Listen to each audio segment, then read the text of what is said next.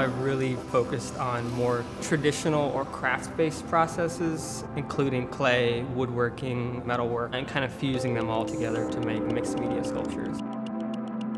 Furniture designs had this mentality of practicality, functionality.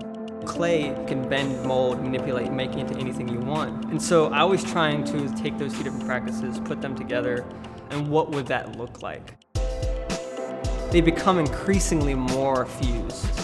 The ceramic vessels are becoming more functional than the quote-unquote functional objects. Things are no longer sitting or stacking, but more wrapping, coiling, grabbing. So there's that element, but there also is the element of balance, and there is the element of precariousness, and that sort of attacks the viewer in a very visceral way. Since I've been here at McColl Center, my work is more 2D. Originally wanting to get an image on paper from the crumpled aluminum. I got way more excited by what was happening with the aluminum than what I was doing when I printed the image. It became more about light, presence, and engagement. Sculpture is constantly negating itself. As you walk around it, it's no longer what it just was. And so that's the next step of the flat works. How to physically engage the viewer on a level that constantly changes the image.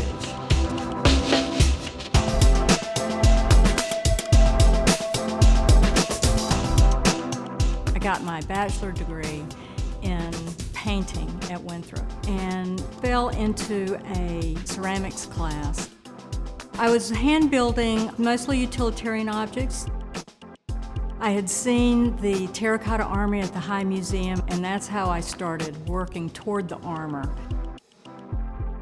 I'm using the chest plate as protection of the self and protection against what society and family and media dictate to us as developing young women. I was fortunate enough to do a collaboration with Angelica Morales through Dignacraft. I made the armor and she then worked her magic. We had all of this overlap from our lives.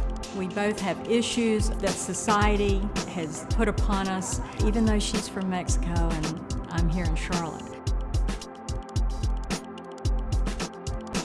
Bringing light to the subject of what we're doing, especially to young women in our societies, is really important. And just making people aware of what we're saying in these very subtle ways is the beauty of where this series is going.